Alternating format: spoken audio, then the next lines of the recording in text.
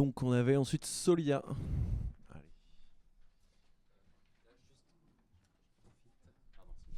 Ouais, j'en profite juste pour vous dire qu'on a un certain nombre d'espaces conseils France Rénov qui sont là aussi. On a l'Ain, l'Isère, la Haute-Savoie, le Centre Ardèche qui sont représentés. Donc après, sur le temps de stand, si vous avez des questions pour connaître un petit peu les fonctionnements spécifiques, là on vient de voir Lyon. Donc n'hésitez pas à venir les voir.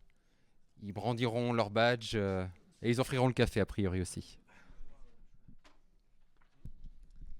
Bonjour à tout le monde. Joseph Clémenceau. Alors ça a été dit avant. Le paysage en fait il est complexe, il est embrouillé et du coup je vous propose de faire une présentation à l'image embrouillée. Voilà. Non, alors pourquoi je dis ça, c'est que en fait j'ai une double commande, c'est-à-dire que aujourd'hui je suis supposé représenter les Solia de la région Aura, qui vous le verrez n'ont pas tous le même fonctionnement, histoire de simplifier les choses.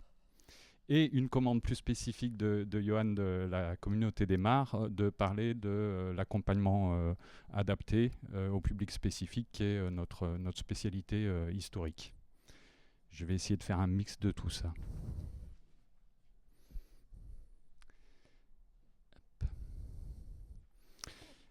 Je vous le fais en 3 points. Je vous présente vite fait ce qu'est une association Solia, parce que je pense que tout le monde n'est pas sur le même niveau et puis que c'est souvent un peu brouillé.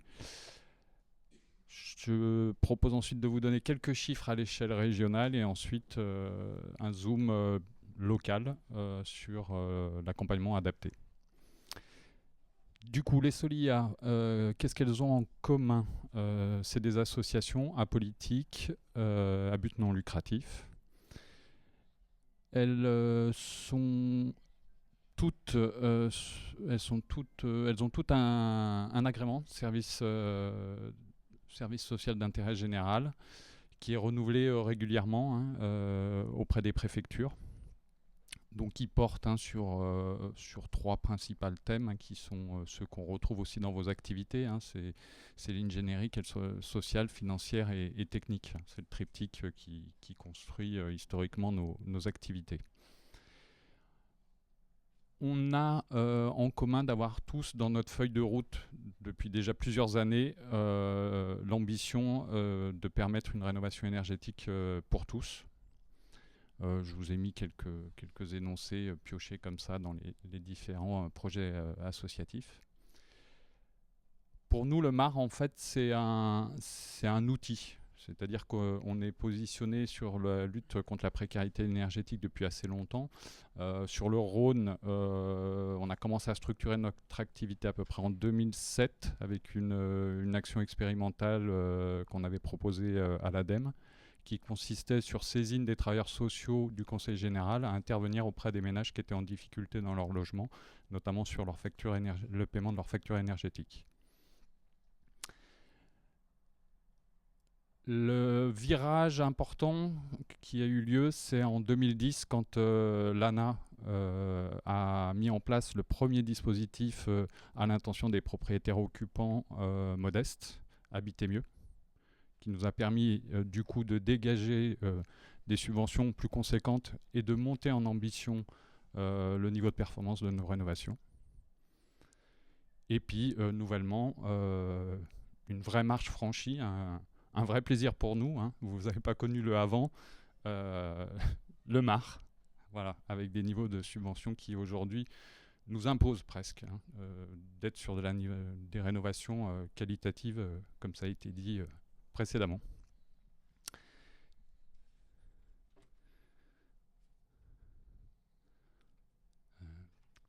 Pourquoi j'ai plus le... Ah, si, il est en haut.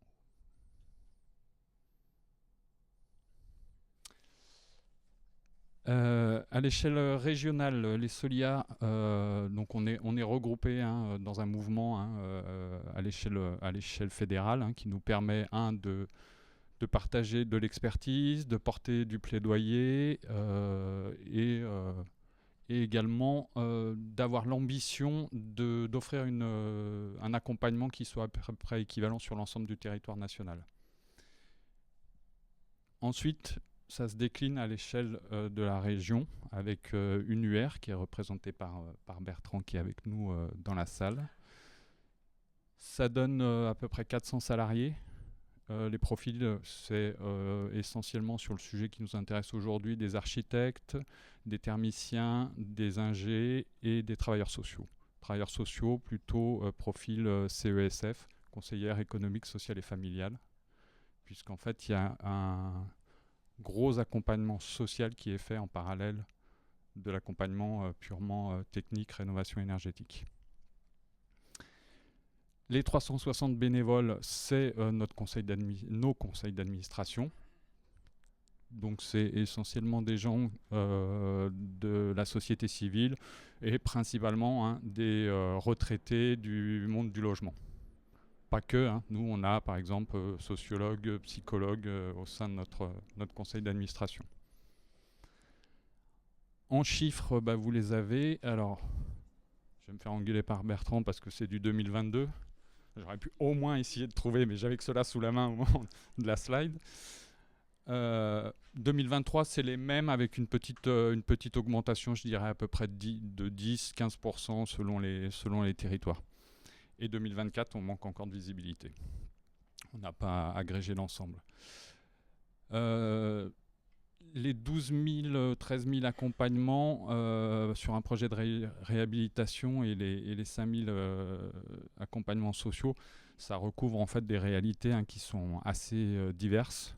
On va de la rénovation très performante, BBC, 100% biosourcé, etc., à l'accompagnement, à un paiement de facture énergétique pour un ménage qui n'est plus en capacité de se chauffer, quoi. Donc l'éventail est assez large. Les 230 contrats ou conventions habitat, en fait, c'est ces engagements qui nous lient en fait aux différentes structures évoquées, notamment les collectivités, pour pouvoir les accompagner dans la mise en œuvre de leur politique d'habitat à l'échelle de chacun de leurs territoires. Ça va de la contractualisation dans le cas d'un appel d'offres lancé par la collectivité avec le soutien de l'ANA à une simple petite convention avec un CCAS, services sociaux à l'échelle de la ville pour qu'on accompagne les ménages les plus précaires de son territoire.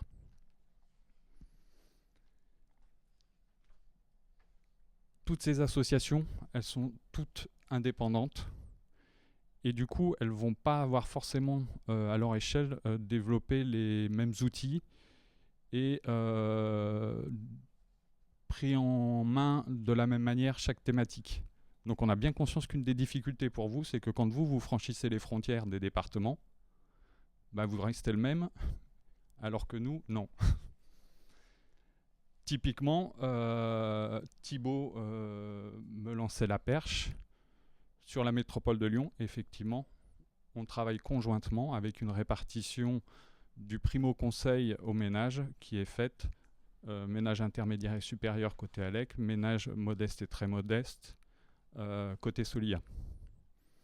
Il se trouve que notre Solia dans le Rhône a fait le choix, donc s'est positionné pareil, son conseil d'administration comme la même démarche qu'a fait l'ALEC, a fait le choix de proposer aussi le service MAR pour les plus précaires, du fait qu'on avait toute une batterie d'outils qu'on avait historiquement développés et qui nous permettaient d'embarquer des ménages qui, on supposait, n'auraient pas fait le chemin avec un MAR conventionnel. Ce n'est pas le cas sur l'ensemble des territoires. Donc à chaque fois, il faut réinterroger le Solia pour savoir, c'est quoi vos règles, c'est quoi les thématiques sur lesquelles vous êtes positionné et votre champ d'action.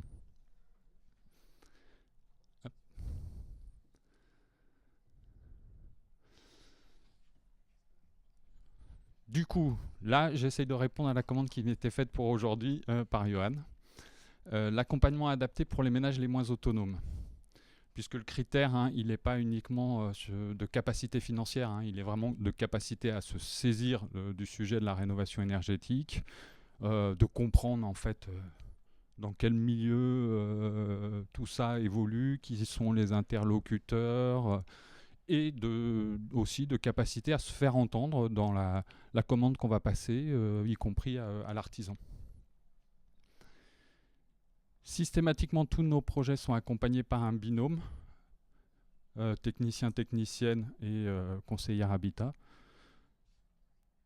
Ils travaillent conjointement et ils ont à leur disposition une batterie d'outils qui est énumérée vite fait ici. La capacité de proposer un prêt sans intérêt, sans questionnaire de santé, puisqu'on s'adresse à un public souvent qui a rencontré un accident de la vie ou très souvent âgé et qui du coup n'a pas forcément accès au système bancaire classique. Sur l'ensemble des travaux, j'insiste sur l'ensemble des travaux, c'est-à-dire que ce prêt il est possible au-delà des travaux de rénovation énergétique pure et dure, parce que très souvent on est confronté à de l'habitat où il y a d'autres problématiques. Donc typiquement, la mise en sécurité de l'installation électrique, ça fait partie des travaux qu'on va pouvoir financer via ce prêt.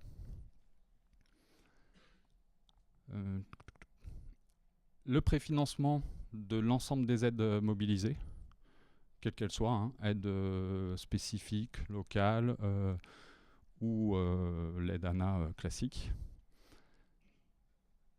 y compris les aides des fonds exceptionnels, hein, on les citera plus bas. La gestion comptable de la trésorerie sur un compte dédié pour le ménage, c'est-à-dire que le ménage verse son reste à charge chez Solia et c'est Solia qui prend la main sur la commande des travaux auprès des entreprises qu'il aura retenues. Parce que tout simplement, il y a des personnes qui n'ont pas la capacité de gérer cette comptabilité de chantier, ou tout simplement, hein, si on va encore plus loin, qui sont en surendettement et du coup, les sommes subventionnées seraient prélevées avant même de pouvoir retourner aux artisans. Le contrat d'assistance sans frais, l'idée étant voilà, de rentrer dans l'enveloppe de ce qui est couvert aujourd'hui par l'aide ANA, de façon à ce que ça ne soit pas un frein. La partie conseil amont qu'on mène en parallèle de l'ALEC et de la LTE qui seront présents après, celle-là, elle est financée par les collectivités en fait, qui nous soutiennent. La mobilisation des aides exceptionnelles, donc auprès de structures RSE, de Enedis par exemple, auprès de fondations Valorem, etc. Et si besoin est, le recours au crowdfunding. Les CESF, je les ai déjà cités précédemment, c'est-à-dire qu'on va aider le ménage quand c'est nécessaire à évaluer son budget, parce que tous ne sont pas capables de nous dire quelle est leur capacité sur le reste à charge, et du coup, on n'a pas ce préalable à la construction du projet. L'accompagnement partenarial au désendettement. Alors, sur la construction du budget, ça peut aller jusque pour une personne âgée hein, qui serait en dessous des minima sociaux.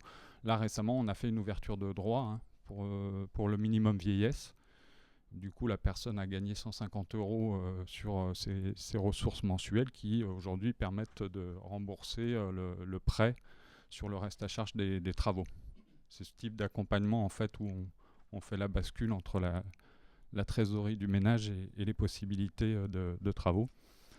L'accompagnement partenarial au désendettement, là, récemment, c'est même la fille qu'on accompagne sur du désendettement pour qu'elle puisse payer le reste à charge du projet de sa maman, qui elle, est absolument pas éligible à un quelconque prêt, ni même celui qu'on propose nous, qui a beau être plus bienveillant qu'un établissement bancaire classique, s'oblige à ne pas mettre les gens en surendettement pour des travaux.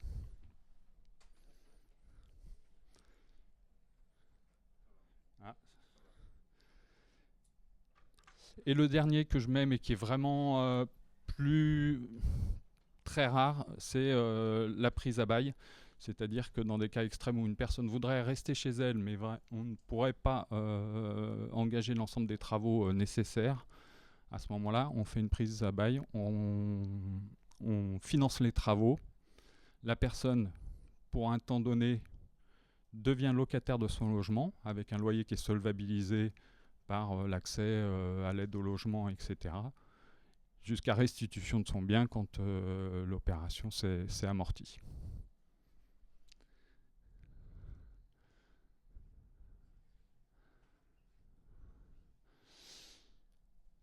Le deuxième point, qui n'est pas que spécifique à nous, mais qui évidemment est un souci aussi pour vous, mais peut devenir crucial dans les accompagnements qu'on mène, c'est éviter les faux amis, la PAC RR, où finalement on est sur des ménages qui derrière, là où ils économisent sur une facture hivernale, se retrouvent avec un poste de dépense qu'ils n'avaient pas imaginé sur la climatisation. La prudence sur des réponses trop techno, parce que chacun de ces postes, si on met la PAC, c'est des coûts d'entretien. Si pour bien faire, on dit on va mettre un poêle à granules parce que pour la période hivernale, ça évitera de casser le scope. Un poêle à granules, c'est de l'entretien aussi. Il faut ramoner les cheminées, etc. Derrière, on met un ballon thermodynamique parce que souvent, c'est la solution qui est proposée d'avoir la PAC d'un côté, le ballon thermodynamique de l'autre. Mais sauf que là, on double les coûts d'entretien. Si on met tout ça bout à bout, potentiellement, si on va un peu loin, on en a pour 1 000 €, rien que de frais fixes. Donc l'économie sur la facture, elle n'est pas forcément au rendez-vous. Et puis après, je vous invite à réfléchir aussi en termes d'énergie grise. Est-ce que vraiment une réponse qui prendrait toute cette technologie embarquée, elle est vertueuse? On va privilégier des réponses de sobriété qui émargent pas forcément tout le temps ou moyennant effectivement aussi des allers-retours avec le partenaire financeur. Le fait de réduire les volumes chauffés, d'essayer d'être vertueux et d'être sur des surfaces dimensionnées au plus proche du vrai besoin. L'occupation saisonnière, un poste pas cher, la porte dans l'escalier qui permet éventuellement de ne pas chauffer une partie qu'on n'utiliserait que quand les températures sont plus clémentes. Prendre la notion de parcours de vie en compte. J'aménage le dernier étage parce que j'ai des ados et ils ne peuvent plus rester tous dans la même chambre. Ok, ils sont ados aujourd'hui, ils seront adultes bientôt, ils vont partir faire des études. Et à ce moment-là, au moment de l'aménagement de cet étage, c'est peut-être l'occasion de faire une isolation de plancher intermédiaire. Alors c'est sûr, le logiciel, il n'en parle pas de ça. Sauf que pour le coup, quand ils sont plus là, ça évite d'aller chauffer jusqu'au toit. Sur les personnes âgées, aussi anticiper la perte d'autonomie et se dire à un moment donné, est-ce que je ne commence pas déjà à imaginer une vie sur une partie de rez-de-chaussée totalement autonome et j'isole que cette partie-là, je le fais mieux plutôt que de faire tout moins bien. Et ainsi de suite, vous avez d'autres exemples dans ce sens. L'adaptation des usages, sur une famille nombreuse, avoir un sas d'entrée, c'est pas toujours inutile, parce que la porte, je vous garantis qu'elle peut rester ouverte un certain temps. Et le dernier point qui nous est encore plus commun, j'ai envie de dire, c'est promouvoir une isolation pérenne, parce que là, 25 ans, ça y est, c'est 2050. Donc l'isolation qu'on est en train de faire maintenant, c'est celle de 2050. Donc les ponts thermiques, l'étanchéité à l'air, des isolants denses, biosourcés, qui se dégraderont moins, et ainsi de suite. Puisque notre public, il n'aura pas la possibilité de faire comme on a déjà fait par le passé, de recommencer dans 15 ans le boulot mal fait. Voilà.